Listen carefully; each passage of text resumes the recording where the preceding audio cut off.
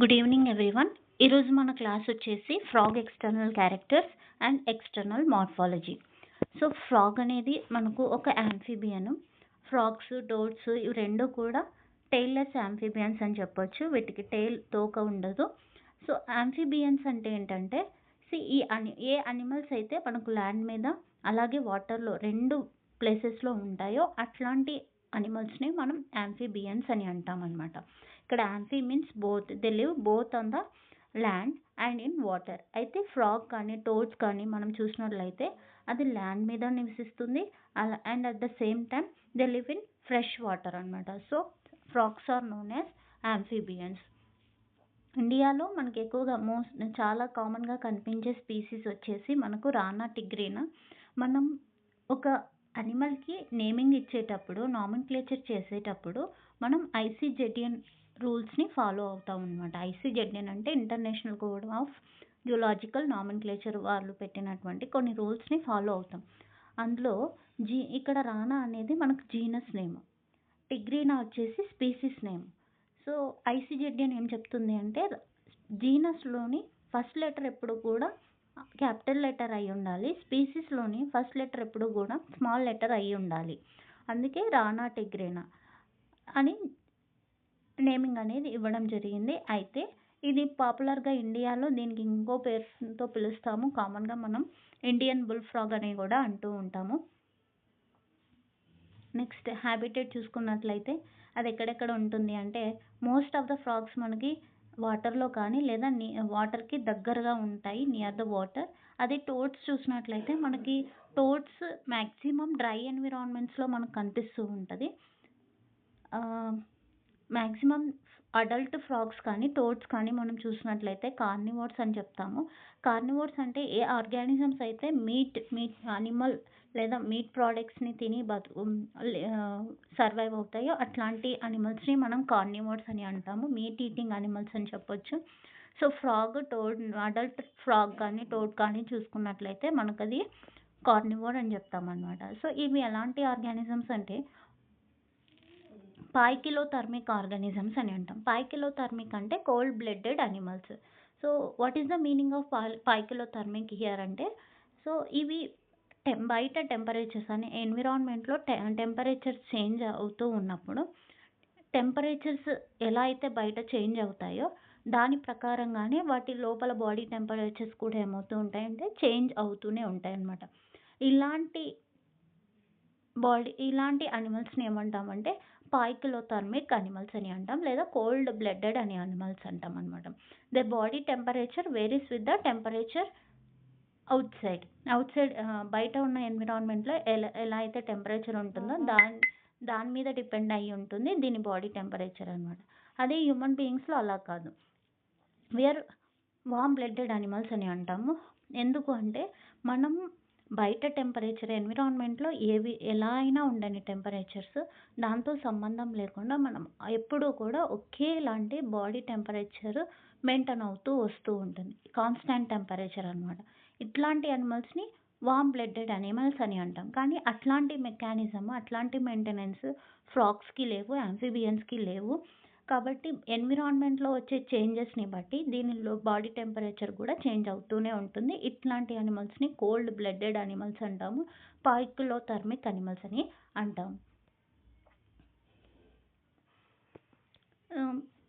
మనకి పీక్ సమ్మర్లో కానీ ఎండాకాలంలో కానీ లేదా పీక్ వింటర్లో కానీ ఈ ఫ్రాగ్స్ ఏం చేస్తాయంటే డీప్ బరోస్ చేసుకొని అందులో వాటిని అవి హీట్ నుంచి కోల్డ్ నుంచి ప్రొటెక్ట్ చేసుకోవడం కోసం బరోస్లో నివసిస్తూ ఉంటాయన్నమాట. సో దీన్నే ఏమంటామంటే హైబర్నేషన్ అండ్ ఈస్టివేషన్ అని అంటాం. హైబర్నేషన్ అంటే వింటర్ టైంలో వింటర్ టైంలో ఎక్కువ చాలా కోల్డ్ టెంపరేచర్స్ ఉంటాయి కదా, వాటి నుంచి తనను రక్షించుకోవడం కోసము, ప్రొటెక్ట్ చేసుకోవడం కోసము డీప్ బర్రోస్ ఏర్పరచుకొని దాంట్లో అవి నిద్రపోతూ ఉంటాయి. దీన్ని ఏమంటామంటే వింటర్ స్లీప్ అని అంటాం. Hibernation is known as winter sleep. And ఇక్కడ ఇన్యాక్టివ్ లైఫ్ని గడుపుతాయన్నమాట. During the winter season extreme cold ఉన్నప్పుడు అవి బరోస్ చేసుకొని ఇన్యాక్టివ్ లైఫ్ని గడుపుతాయి. దీన్నే వింటర్ స్లీప్ అని అంటాము, హైబర్నేషన్. అదే ఈస్టివేషన్ వచ్చేసి మనకి సమ్మర్ స్లీప్. హై టెంపరేచర్స్ అంటే వెరీ హీట్ టెంపరేచర్స్ ఉన్నప్పుడు అప్పుడు కూడా సేమ్ సమ్మర్లో బరస్ చేసుకొని అక్కడ ఇన్యాక్టివ్ లైఫ్ని గడుపుతూ ఉంటాయి. So and that inactive life during the summer is known as aestivation అని అంటాం. ఈ టైంలో హైబర్నేషన్ ఈస్టివేషన్ టైంలో అవి ఎలా దేని మీద సర్వైవ్ అవుతాయంటే వాటి లోపల ఆల్రెడీ స్టోర్ అయిన గ్లైకోజన్ ఫ్యాట్ రిజర్వ్స్ నుంచి ఎనర్జీని తెచ్చుకొని అప్పుడు సర్వైవ్ అవుతూ ఉంటాయన్నమాట. అండ్ ఆ టైంలో హైబర్నేషన్ అండ్ ఈస్టివేషన్ టైంలో రెస్పిరేషన్ వచ్చేసి స్కిన్ ద్వారా జరుగుతుంది. The respiration through skin is known as cutaneous respiration అని అంటాము. ఇంతే కాకుండా ఫ్రాగ్స్లో ఒక అడిషనల్ క్యారెక్టర్ ఉంటుంది, యూనిక్ అబిలిటీ అని చెప్పొచ్చు, ఒక ప్రత్యేకమైన స్పెషల్ క్యారెక్టర్, స్పెషల్ ఫీచర్ అని చెప్పొచ్చు. దాన్ని కెమోఫ్లాజ్ అని అంటాము. సో వాట్ ఈస్ కెమోఫ్లాజ్ అంటే ఇక్కడ the ability to change the colour to hide from their enemies అనమాట. అంటే తన బాడీ కలర్ని ఏం తన స్కిన్ కలర్ని ఏం చేసుకుంటుందంటే ఎనిమీస్ నుంచి తప్పించుకోవడం కోసం తన స్కిన్ కలర్ని చేంజ్ చేసుకుంటూ ఉంటుంది. This type of development of protective colouration, తనను తాను రక్షించుకోవడం కోసం ఏదైతే కలర్ని అడాప్ట్ చేంజ్ చేసుకుందో that process or that phenomenon is known as camouflaging అని అంటాం. సో మార్ఫాలజీ గురించి మాట్లాడతా అంటే బాడీ బయటికి కనిపించే ఎక్స్టర్నల్ బాడీ మార్ఫాలజీ స్ట్రక్చర్ చూసినట్లయితే స్కిన్ ఉంది. స్కిన్ ఎలా ఉంది అంటే స్మూత్గా ఉంది. అండ్ అంతేకాకుండా ఇది స్లిప్పరీగా ఉంది. ఎందుకంటే ఇక్కడ స్కిన్ ఎందుకు స్లిప్పరీగా ఉంది అంటే due to the presence of mucus ఉండడం వల్ల స్మూత్గా అండ్ స్లిప్పరీగా ఉంటుంది. అండ్ ఎప్పుడు కూడా స్కిన్ ఏ కండిషన్లో మెయింటైన్ చేయబడుతుంది అంటే మాయిస్ట్ కండిషన్, వెట్ కండిషన్లోనే ఉంటుంది. తర్వాత డార్సల్ సైడ్లో ఉన్న స్కిన్ కలర్ చూసినట్లయితే, డార్సల్ సైడ్ అంటే మనకి ఎక్కడైతే బ్యాక్ బోన్ ఉంటుందో ఆ బ్యాక్ బోన్ ఉన్న సైడ్ని మనం డార్సల్ సైడ్ అని అంటాం. ఎక్కడైతే మనకు స్టమక్ ఉంటుందో స్టమక్ ఉన్న సైడ్ని మనం వెంట్రల్ సైడ్ అని అంటాం. ఇక్కడ మనం ఫ్రాక్లో చూసినట్లయితే డార్సల్ సైడ్ ఏ కలర్లో ఉంటుంది అంటే ఒలివ్ గ్రీన్ కలర్లో ఉంటుంది. అంతేకాకుండా ఇక్కడ మనకి డార్క్ ఇర్రెగ్యులర్ స్పాట్స్ కూడా ఈ డార్సల్ సైడ్లో కనిపిస్తుంది. ఒలివ్ గ్రీన్ కలర్లో ఉన్న డార్సల్ సైడ్లో మనకు అక్కడక్కడ ఇర్రెగ్యులర్ స్పాట్స్ కూడా కనిపిస్తాయి. అదే వెంట్రల్ సైడ్లో వచ్చేసి మనకి మొత్తం ఏ కలర్ కనిపిస్తుంది అంటే పేల్ ఎల్లో కలర్లో కనిపిస్తుంది అనమాట. ఇంకో విషయం ఏంటి అంటే ఫ్రాగ్ ఎప్పుడు కూడా వాటర్ని డ్రింక్ చేయదు, కానీ వాటర్ స్కిన్ ద్వారా ఏమవుతుంది అంటే లోపలికి అబ్జర్వ్ అవుతుంది. Frog never drinks water but absorbs it through the skin. Next body వచ్చేసి మనకి హెడ్ ట్రంక్గా 2 పార్ట్స్గా డివైడ్ అయ్యింది. ఇక్కడ ఇంకా నెక్ అనేది ఫామ్ కాలేదు. Neck is absent in the case of frogs. Mouth చుట్టూ అబో ద మౌత్ పైన మనకు ఒక పెయిర్ ఆఫ్ నాస్ట్రల్స్ అంటే నోస్ హోల్స్ అనేవి మనకి కనిపిస్తున్నాయి. అవి కూడా ఎన్ని అంటే 2 pair of nostrils is present above the mouth అన్నమాట. నెక్స్ట్ ఐస్ గురించి మాట్లాడితే ఐస్ ఎలా ఉన్నాయంటే బల్జ్డ్గా ఉన్నాయి, చాలా బల్జ్ అయ్యి ఉన్నాయి. ఈ ఐస్కి నిక్టేటింగ్ మెంబ్రెయిన్ ఉంది, పైన ఒక నిక్టేటింగ్ మెంబ్రెయిన్ ఉంది. ఈ నిక్టేటింగ్ మెంబ్రెయిన్ ఏం చేస్తుంది అంటే ఫ్రాగ్స్ వాటర్లో ఉన్నప్పుడు వాటి ఐస్ని ఈ నిక్టేటింగ్ మెంబ్రెయిన్ ఏం చేస్తుందంటే ప్రొటెక్ట్ చేస్తూ ఉంటుంది. ఈ ఐస్కి వెనకాల and either side of the ఐస్కి సైడ్స్లో మనకి ఇయర్స్ ఉన్నాయి. టింపానం మెంబ్రెయిన్ ఉంది. ఈ టింపానం ఏం చేస్తుందంటే సౌండ్స్ని రిసీవ్ చేసుకుంటుంది. టింపానం ఏం చేస్తుందంటే సౌండ్ సిగ్నల్స్ని రిసీవ్ చేసుకుంటూ ఉంటుంది.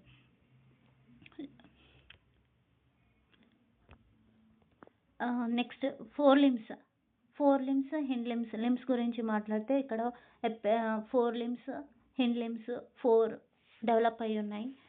ముందుండే వాటిని 4 limbs అని అంటాము. 4 limbsకి వచ్చేసి కింద 4 digits ఉన్నాయి. ఫింగర్ లైక్ స్ట్రక్చర్స్ని మనం డిజిట్స్ అని అంటాము. ఫోర్ లిమ్స్కి ఏమో మనకి 4 డిజిట్స్ ఉన్నాయి. అదే హిండ్ లిమ్స్ అంటే వెనకాల ఉన్నటువంటి లిమ్స్కి ఏమో మనకి 5 డిజిట్స్ ఉన్నాయి. ఈ fore limbs and hind limbs ఎందుకు హెల్ప్ చేస్తాయంటే మెయిన్లీ స్విమ్మింగ్లో హెల్ప్ చేస్తాయి. అంతేకాకుండా వాక్ చేయడానికి హెల్ప్ చేస్తాయి. లీపింగ్ అంటే జంపింగ్ అనమాట, జంప్ చేయడంలో కూడా హెల్ప్ చేస్తాయి. అండ్ అంతేకాకుండా వింటర్ స్లీప్, సమ్మర్ స్లీప్ జరిపేటప్పుడు బర్రోస్ ఫామ్ చేయడంలో కూడా ఈ fore limbs and hind limbs ఉపయోగపడతాయి. నెక్స్ట్ ఫీట్ వచ్చేసి వెబ్డ్ డిజిట్స్ అనేవి మనకు ఫీట్ కనిపిస్తాయి. ఈ ఫీట్ వచ్చేసి మనకి స్విమ్మింగ్లో ఉపయోగపడుతుంది. నెక్స్ట్ ఫ్రాగ్స్లో సెక్సువల్ డైమార్ఫిజం అనేది బాగా కనిపిస్తుంది. అంటే ఎక్స్టర్నల్ మార్ఫాలజీ అంటే మేల్ ఫీమేల్ 2 ఫార్మ్స్ అనేవి ఇక్కడ బాగా క్లియర్గా ఫామ్ అయి ఉన్నాయి. మేల్ సపరేట్గా, ఫీమేల్ సపరేట్గా అనే ఫ్రాగ్స్ అనేవి సపరేట్గా మనకి ఇక్కడ డెవలప్ అవ్వడం జరిగింది. దీన్నే సెక్సువల్ డైమార్ఫిజం అంటామన్నమాట. నెక్స్ట్ ఇక్కడ మేల్స్ని ఫీమేల్స్ని ఎలా గుర్తుపడతామంటే మేల్స్ని ఫీమేల్స్ నుంచి ఎట్లా గుర్తుపడతామంటే మేల్స్కి సౌండ్ ప్రొడ్యూస్ చేయడానికి వోకల్ సాక్స్ ఉన్నాయి. మేల్స్లో మేల్ ఫ్రాగ్లో వచ్చేసి మనకి సౌండ్ ప్రొడ్యూస్ చేయడానికి వోకల్ సాక్స్ ఉన్నాయి. అలాగే 4 లిమ్స్ అంటే ముందున్న లిమ్స్కి ఫస్ట్ డిజిట్ ఉంది కదా, 4 డిజిట్స్ ఉంటాయని చెప్పినాను. అందులో ఫస్ట్ డిజిట్ దగ్గర కాపులేటరీ ప్యాడ్ అనేది ఉంటుంది. కాపులేటరీ ప్యాడ్ అంటే కాపులేషన్ జరగడానికి ఉపయోగపడే ప్యాడ్ని కాపులేటరీ ప్యాడ్ అని అంటాము. ఇవి మేల్స్లో మనకి ఈ రెండింటిని బేస్ చేసుకొని this is a male frog అని మనం ఐడెంటిఫై చేయొచ్చు. మేల్స్లో వోకల్ సాక్స్ కనిపిస్తాయి. అండ్ అంతేకాకుండా 4 లిమ్స్లోని ఫస్ట్ డిజిట్కి కాపులేటరీ ప్యాడ్ ఉంటుంది. బట్ ఫీమేల్స్లో వోకల్ సాక్స్ కానీ కాపులేటరీ ప్యాడ్ కానీ ఉండవన్నమాట. ఇలా మనం మేల్ ఫ్రాగ్ని ఫీమేల్ ఫ్రాగ్ని ఐడెంటిఫై చేయొచ్చు. అంతేకాకుండా మేల్ ఫ్రాగ్ మాత్రమే మనకు సౌండ్ ప్రొడ్యూస్ చేస్తుంది, ఫీమేల్ ఫ్రాగ్ ప్రొడ్యూస్ చేయలేదు. ఎందుకంటే ఫీమేల్ ఫ్రాగ్లో వోకల్ సాక్స్ లేవు కాబట్టి. So this is about the external characters and external morphology of the frog. Next క్లాస్లో ఫ్రాగ్ అనాటమీలోని డైజెస్టివ్ సిస్టమ్ గురించి డిస్కస్ చేసుకుందాము. Thank you for watching my video.